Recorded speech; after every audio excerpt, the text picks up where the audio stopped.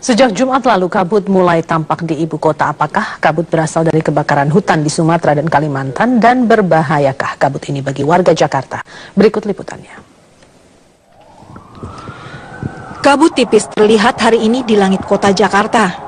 Badan Nasional Penanggulangan Bencana BNPB mencatat sebaran kabut asap akibat kebakaran hutan di Sumatera dan Kalimantan memang meluas ke sejumlah daerah termasuk ibu kota sejak hari Jumat lalu.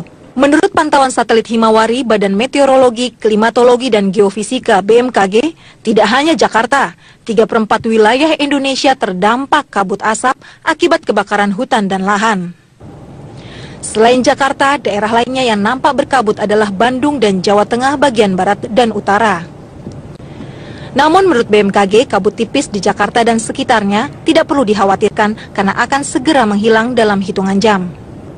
Jadi masyarakat tidak perlu panik, tidak perlu khawatir, hanya untuk penerbangan biasanya terjadinya pagi hari mengganggu visibility saja. Tapi setelah 1 hingga 2 jam atau berapa jam ke depan akan hilang, akan normal kembali seperti itu. BMKG juga memastikan kabut di Jakarta tidak sama dengan asap akibat kebakaran lahan di Sumatera dan Kalimantan. Meski paparan asap akibat kebakaran hutan terbawa pergerakan angin hingga ke utara Pulau Jawa termasuk Jakarta, namun kabut berjarak 1,5 km di atas permukaan laut sehingga tidak berbahaya bagi kesehatan. Dari Jakarta, Citra Pratinia, Nur Rahman, Metro TV. Sebaran kabut asap di Sumatera dan Kalimantan terus meluas termasuk ke wilayah Jakarta.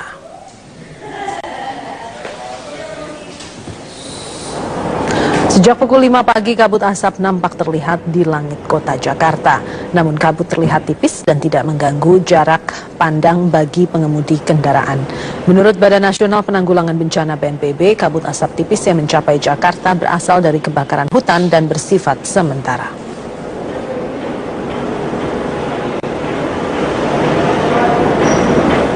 Sementara itu, warga Jakarta mulai khawatir dengan adanya kabut asap yang mulai meluas. Mereka berharap pemerintah mengantisipasi kabut asap agar tidak membahayakan warga ibu kota. Ardi, warga Jakarta, Pradita, warga Jakarta, dan Tian, warga... Tapi kan orang yang kayaknya itu mau hujan ya, padahal kan sebenarnya kabut asap ya. Kita sih Jakarta ya khawatir juga ya kalau tiba-tiba udah agak gelap ya gini, takutnya nanti sakit lah atau apa kan gitu ya. Untuk masalah kesehatan sendiri pasti khawatir ya, makanya mulai mempersiapkan diri dengan kalau di jalan menghindari paparan langsung dengan asap, misal pakai masker atau apa. Tapi karena saya juga pakai sepeda, makanya saya juga mempersiapkan diri sendiri gitu. Ya, saya khawatir sebagai warga. Ntar kalau warga-warga kena ispan bagaimana? Butuh biaya lagi dong. Pesan buat pemerintah mungkin? Ya, mungkin ini tolong diantisipasinya di turun tangannya gitu. Pemirsa, kabut asap berdampak pada berbagai lapisan warga di Kabupaten Merangin, Jambi. Selain itu, penderita ISPA di Jambi juga terus bertambah. Untuk informasi selengkapnya, kita akan bergabung dengan Gadis Bianca dari Palembang, Sumatera Selatan. Gadis, bagaimana kondisi serta dampak kabut asap terkini di Jambi? Ya, Rory, memang saat ini dampak kabut asap dirasakan oleh berbagai kalangan lapisan masyarakat. Sehingga dapat dikatakan bahwa kabut asap saat ini menjadi bencana kemanusiaan. Seperti yang dialami oleh kalangan juru parkir di Kabupaten Merangin, Provinsi Jambi. Saat ini para juru parkir ini merugi 50% lebih karena dampak dari kabut asap ini. Kerugian ini diakibatkan dari warga yang biasanya melakukan aktivitas sehari-hari dengan menggunakan sepeda motor, begitu saat ini lebih mengurangi aktivitas mereka di luar rumah. Sehingga tempat parkir, tempat mereka mencari nafkah saat ini jarang kendaraan yang memarkirkan sepeda motornya. Dan biasanya juru parkir ini mendapatkan keuntungan hingga Rp150.000 per harinya. Saat ini mereka hanya dapat mengambil keuntungan sekitar Rp80.000 per harinya. Dan selain itu juga para juru parkir ini mengeluhkan kesehatan mereka yang jauh menurun karena terpapar langsung oleh kabut asap. Memang profesi mereka yang menuntut mereka berada di lapangan ini membuat mereka langsung terpapar oleh kabut asap, dan mereka pun dengan mudahnya terserang infeksi saluran pernafasan akut begitu. Dan selain dari profesi juru parkir ini, dampak kabut asap juga dirasakan oleh para dokter. Saat ini para dokter harus bekerja lebih ekstra karena pasien ISPA saat ini begitu membludak, dan sehingga para dokter yang bukan hanya bekerja di rumah sakit saat ini juga harus menerima pasien di klinik kecil begitu di rumahnya untuk memeriksakan para pasien yang datang langsung untuk yang kebanyakan adalah mengeluhkan sakit sesak nafas karena kabut asap.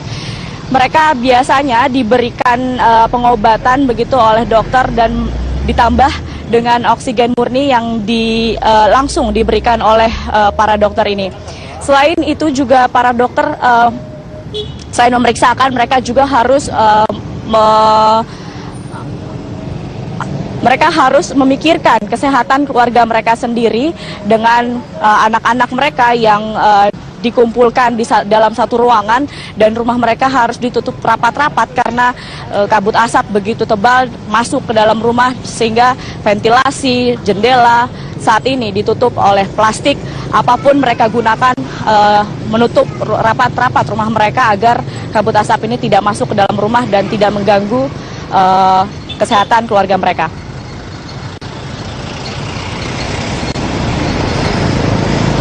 Lebih disarankan untuk menjaga diri sendiri masing-masing dengan sebisa mungkin kurangi aktivitas di luar rumah. Ada aktivitas yang keluar rumah, sebisa mungkin selalu memakai masker. Itu yang paling minimal. Di rumah juga untuk waktu pagi dan juga petang sampai ke malam, sebisa mungkin juga jendela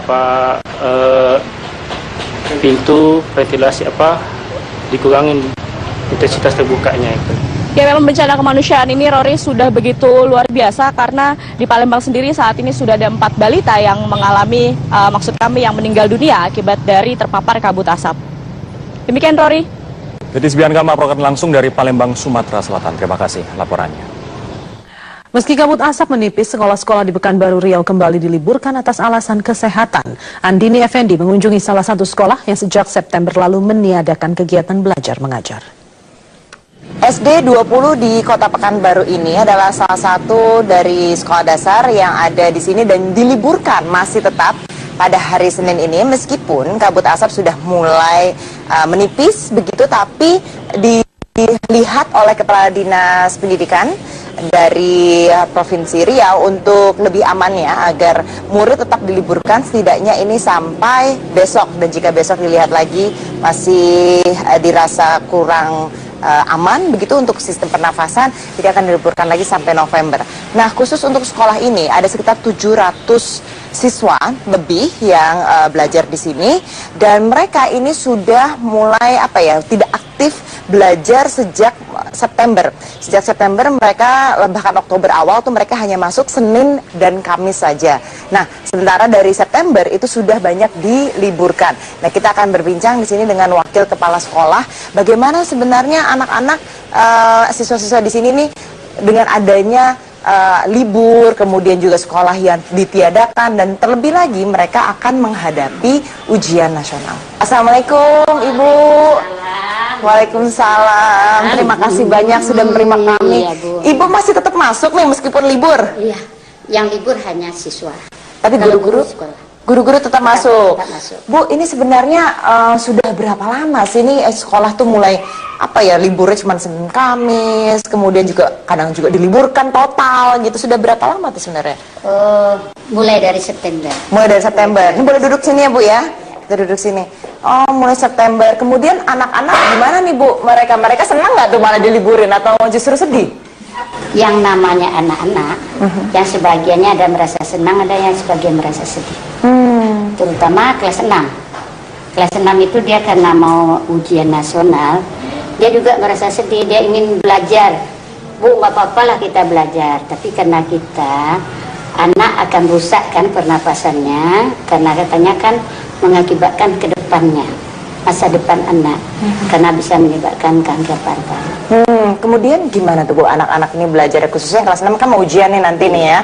Jadi biar lebih efektif begitu proses belajar mengajar, apa yang dilakukan oleh sekolah? Oh, yang dilakukan oleh sekolah gini, sekolah memberi PR anak, ya, PR, dia kan sekolahnya kan Senin dengan Kamis. Jadi pas masuk Senin, PR-nya itu diperiksa, dikerjakan oleh anak, dan dikerjakan di rumah, diperiksa. Oke. Jadi ditambahlah pelajaran dia, hanya dengan model seperti itu, membuat PR. Membuat PR. Iya. Dan ini hanya berlaku di rumah. Berlaku untuk kelas 6 aja atau sampai dari kelas 1? Dari 1 sampai kelas 6. Dari 1 sampai kelas 6. Nah, rencananya ini mau buka aktif lagi tuh masih nunggu dari Pemprov atau seperti apa, atau keputusan dari sekolah? Oh, masih menunggu dari Pemprov. Dari Pemprov. Dinas Pendidikan. Dari dinas, kata dinas ininya kapan rencananya untuk bisa kembali normal lagi lah paling tidak?